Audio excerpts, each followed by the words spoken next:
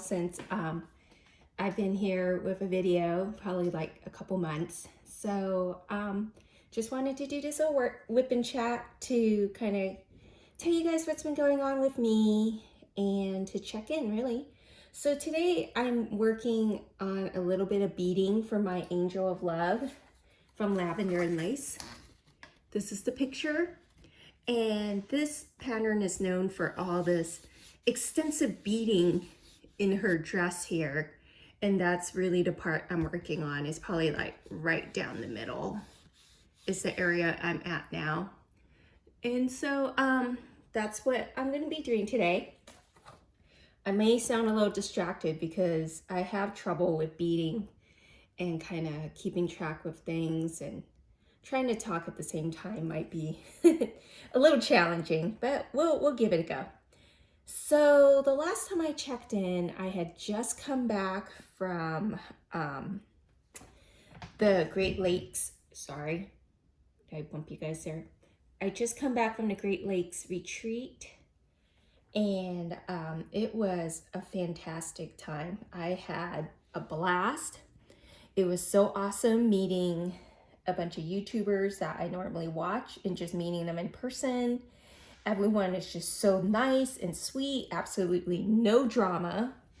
It was great. I had a fantastic time. I can't say enough good things about it. I had so much fun, and they've already opened it up for next year's event. I think they've decided that they would put on a retreat again, and past attendees get first dibs. So I've already reserved my spot, and I can't wait, and hopefully I'll see a lot of the same people I saw last year and a few new people. But yeah, so there was that. We live in Texas most of the year, but I'm pretty sure I mentioned before that in the summers we're fortunate enough to have a condo in the mountains in Colorado, so we normally run away to the mountains in the summers just to escape the Texas heat. And so after the retreat, I basically flew back to Denver to drive back into the mountains in Colorado. Summer in Colorado was great. It was unusually hot. It was hot in Colorado, and it's kind of ironic because most places in the mountains don't have air conditioning. So you're basically sitting at your place just sweating it out. And it was ironic. We had some friends who were also spending their summers there from Texas, and we were all kind of griping like, the whole point of going to Colorado is to get away from the heat. And here we are in Colorado just sweating it out, first world problems, but still, it was hot. Even with all the doors and windows open, believe it or not, up in the mountains, the air can get pretty still. So we really didn't have much relief from the heat, but it was still, the scenery is awesome. There's no humidity. At the end of the day, I can't really complain. Didn't do as much hiking as I did last summer, partly because back in May, I really pulled my hamstring while trying to play tennis. And so that hindered a lot of my movement. And it's gotten better, but I was told, hamstring injuries can be something that sticks with you, and you may not even know for a year if it's going to be something you'll be dealing with forever or if it's healed. Did a little physical therapy, but it was still weak, and I still tended to tweak it time and again. So it was just, it's an ongoing process. And also the black bears in Colorado just seemed a lot more active this year. All the years we've gone to Colorado, this year was the first year I actually saw 3 bears. After never seeing a single bear, saw a lot of bears. And one of our last hikes, this bear was very close to us, and he was huge. I was terrified. So I think on the bear sightings has kind of slowed down my hiking too. Let's see. We were getting a lot of smoke from the California fires in Colorado, so air quality wasn't always the greatest, but it is what it is. But now it's September. We've returned back to Texas. If you can remember, about 7 months ago, Texas experienced what a lot of us here call Snowmageddon. I think it happened around, you know what, I do know when it happened. It happened the day after Valentine's Day, so back mid-February. Texas experienced some of the coldest days on record ever, you know, with nights going below 0 and lots of snow. And normally that would not have been a problem, but the Texas power grid was completely overwhelmed. And a lot of homes, including ours, ended up without power for long periods of time. We had no power to our house for 36 hours, and that was enough to drop our temperature inside our house to like the mid-teens. It was enough to freeze our swimming pool and damage all of the equipment with it. And it was also enough to freeze our pipes and have them burst and flood our house. So we've been dealing a lot with repairs with that.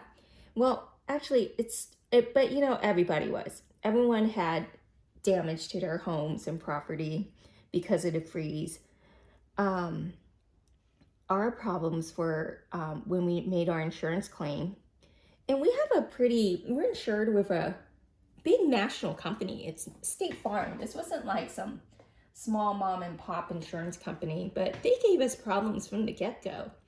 You know, they sent out an adjuster to assess the damage, and the adjuster comes out, and before he even really looks at anything, he already said right off the bat, I doubt that this is going to even hit your deductible or go over our deductible. And we were kind of like, dude, what planet are you on where you get like just catastrophic damage, really? Because our house flooded.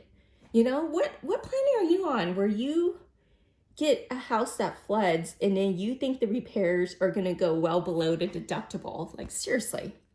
But anyway, so we were pushing back on him. He held pretty firm, gave us what he thought was his idea of how much it was going to cost to replace and repair everything.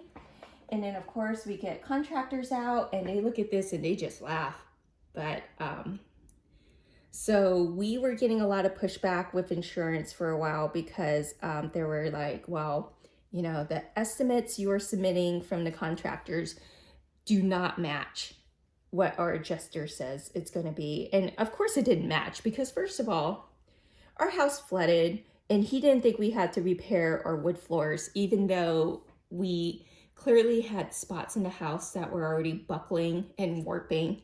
He didn't think that those needed to be repaired or replaced. So that was a huge cost that he left out, and insurance kept pushing back because there was such a huge discrepancy between what the adjuster was saying and what we were saying and what the contractors were saying for what needed to be repaired. So that kind of held back the process a little bit. We were going back and forth with them for a few weeks before finally we were just like, okay, look, we need a second adjuster to come out and take a different look at this.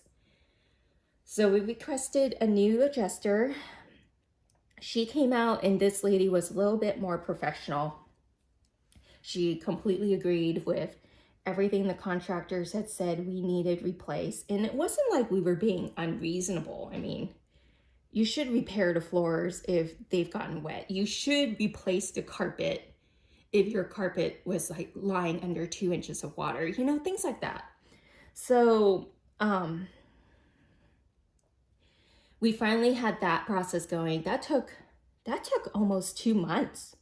So we were already 2 months in after damage and nothing had started. So then now we were ready to start work. But of course, everyone in Texas was doing repairs or trying to start it. So even by the time we were ready to start, it was still a bit slow because, you know, labor shortages, supply shortages, everything shortages, you know, lots of things. But anyways, long story longer, really. They've been doing repairs all summer. All the big major work is pretty much done. So now we have a lot of little things that needs to be touched up or followed up on. But for the most part, we're able to move back into our bedroom 7 months later. We were fortunate for the time being that we had a spare bedroom upstairs that we were using. And even though it was our hope that by the time we came back from Colorado, that the house would be usable or we'd be able to move back in. Actually, when we came back from Colorado, came back mid-August because my son had to start school. But when we came back in Colorado, we actually had to spend a week in a hotel because they were at a point in the construction process where we couldn't be in the house while they were doing it. They were putting in the new floors and sealing it, so we had to be out of the house for that. We tried to get the timing to where it would work out while we were gone during the summer, but of course these things never completely line up well. So even our first week back in Texas, we were in a hotel, which was fine. You know, we got a hotel that was maybe a mile away from the house, so we would drive by there pretty much daily just to get things we needed. But yeah, we are now back in the house. We did spend the first couple of weeks in the house upstairs in the guest bedroom. And that kind of leads to the big thing that's been kind of going on with us. So, you know, we have our bedroom upstairs for now. And so I'm spending a lot of time going up and downstairs. Well, this past Saturday, so exactly a week ago, I'm coming down the stairs, you know, and I missed the last step, which I have done hundreds of times before with no major incidents. But I missed the last step, landed on my weak left leg, the leg that I pulled my hamstring on, and ended up tearing my ACL and also a meniscal root tear, which I had never heard of. I've heard of tearing your meniscus, but I had never heard of a meniscal root tear. And so I looked it up, and apparently if you are an athlete, this is considered a devastating injury. Luckily, I'm not an athlete, but it hurt just the same. It was the most painful thing I had ever felt. You know, I went crashing down on my left side, hit my left elbow. It is now swollen and black and blue. It looks terrible. But so I fell on a Saturday. We go over to urgent care because my knee was already swelling like you wouldn't believe. And I mean, at that time, we didn't know what it was. So we go to urgent care. The staff there takes an x-ray, and just to see if there's anything structurally wrong or broken bones or anything, they take the x-ray, and there's nothing clearly broken, but the x-ray clearly shows that something's wrong. I got a big cloudy mess around my knee.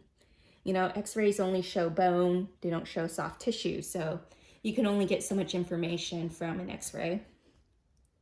So the doctor decided to treat it kind of like a break because she did see something floating around underneath my kneecap. So we treated it like a break.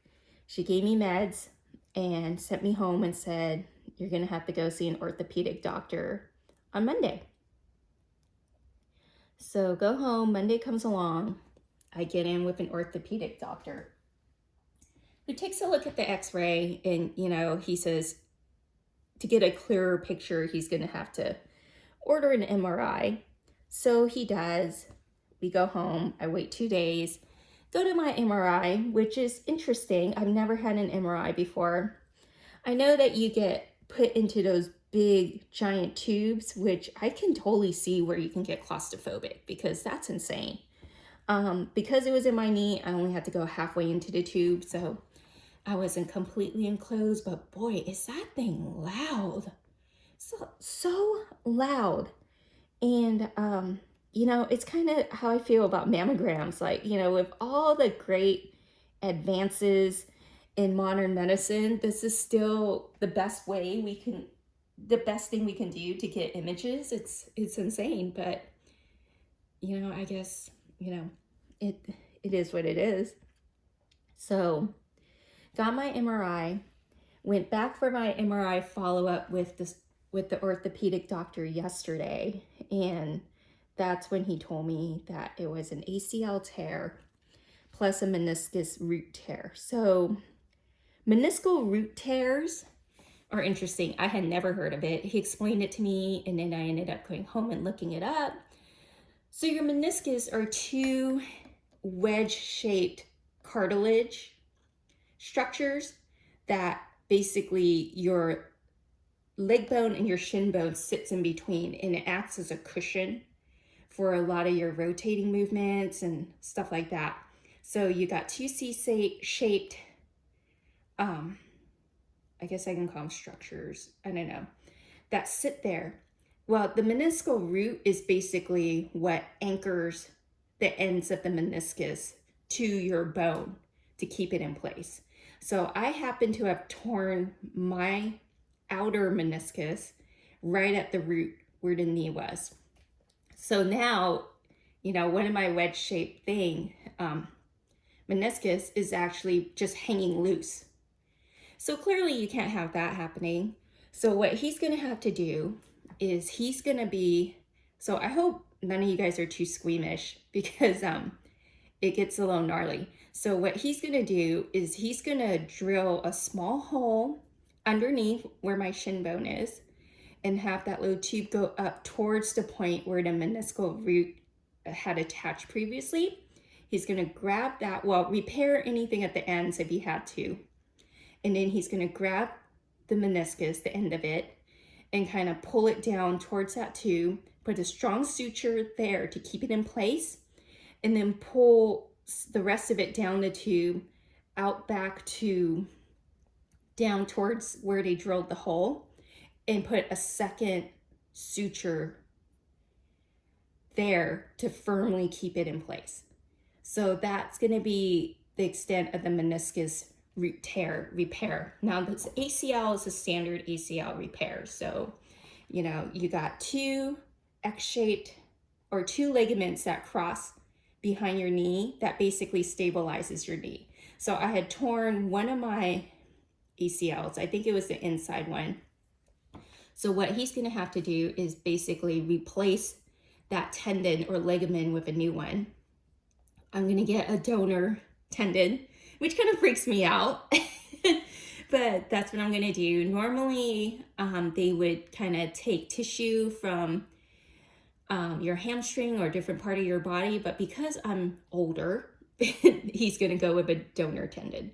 So he's going to get that and drill a second hole in my shin bone for that tube to go up and kind of do the X or the cross across from the shin bone up to the tibia or your leg bone. Or is that the tibia? Or maybe that's the, okay, I'm not going to use actual, I'll say leg bone. So he's going to drill that up, have the tube go up from the shin bone to the leg bone, and then have the tendon kind of follow that. They're going to anchor the tendon to the top of the leg bone, and then same sort of deal. They're going to anchor the tendon to my shin bone to the top of it, and then kind of pull it down a little bit and do a second anchor so that it stays pretty still. So all of that is done laparoscopically. Is that the right word? Or he said laparoscopically assisted.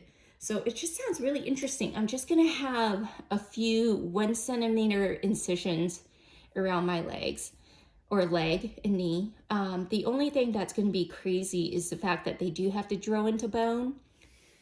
So that can cause quite a bit of swelling, that can cause some bleeding, but luckily there's no major nerves or arteries in those areas that can really increase the risk there with the surgery. The whole surgery will take about an hour and a half to 2 hours. And the problem is that the meniscal root tear kind of adds a different layer to the recovery process. Because it's at the root, I am gonna have to have 6 to 8 weeks of no weight bearing on that knee so that it can completely heal. So I'm just gonna be completely bedridden for the next couple of months after surgery, which sounds insane to me. And then even after that, you have to go at least half a year without squatting down, crossing your legs, sitting cross-legged, anything like that, and even possibly a year before you can fully get, mobility, full mobility back in your knee. But the good thing is that these surgeries, the meniscal root tear is a little more specialized as a procedure, but thankfully the surgeon I'm seeing, he does sports medicine. He's done these quite a bit. So he's experienced with that procedure, and in the ACL is a pretty standard repair. So yeah, that is what's been going on, and it kind of sucks. Never really had major injuries before, so this is all very overwhelming for me, and I've been really bummed out. It's been a little tough, it's hard to get used to not being able to be as mobile as you would like. And then the other thing that really sucks is that 2 weeks ago, this sounds very superficial, but 2 weeks ago, I had started a new diet. I was following this plan. I was doing great. I was making great progress, really happy with it. And then now that's all going to have to be sidelined because can't be cutting calories. I can't be thinking about doing this while I'm trying to heal. I'm still going to continue to make good choices and things like that. Just the things that kind of, you wouldn't really call diet, just life changes. Just because I was seeing some pretty positive changes. But at the same time, in my mind, I'm thinking like, this is all kind of a snowball, if I didn't have all this extra weight, I probably wouldn't have hurt my knee the way I did when I missed that last step. And, it just makes me so bummed out. I feel like it's a big setback to me trying to lose weight, and it's a big setback to me just living my life in general. But I gotta work on not just wallowing in that. So trying to stay positive, trying to move forward with all of that. But yeah, so that's where we're at. Being that we were gone all summer, I do have a ton of unboxings to show you guys. I'm sure it's all stuff you guys have already seen before, but it's all gonna be new to me. And it's gonna be tough. I'm trying to figure out how I can do this. The surgery is scheduled for next Thursday, so I got a week to kind of get a bunch of unboxings out of the way because I really don't know where I'm gonna be after this surgery with the recovery process and everything. So I'm trying to get a lot of it out of the way, but at the same time, I can't be standing very long. I can't be moving very much. So we'll see. We'll see what I can get done. And on top of that, we're trying to move back into our bedroom and bathroom downstairs. So there's a lot. There's a lot I'm trying to get done before this surgery because the surgeon had said, for now, I can put some weight on my leg. I can move around on it, but absolutely after the surgery, no weight at all for 6 to 8 weeks. So my husband's actually kind of thinking about getting me a wheelchair because there will be certain things around the house where it'll be easier for me to be in a chair versus crutches because crutches hurt. I don't know about you guys, but they hurt. They hurt me. Hurt my arms and shoulders. It's gonna be a lot. But yeah, so that's the big news with me. Yeah, what else is coming up? You know, Labor Day is this weekend. We're just hanging out at home. We're gonna go see a good friend of ours on Monday so that the kids can kind of hang out in the pool. They're gonna do a cookout, so that'll be fun. But anyways, so that's where I'm at with my life. Hope you guys are all doing well. Thank you for listening. I do appreciate that. It helps a lot. So, you guys take care, and I will talk to you guys later. Thanks for checking in. Bye, guys.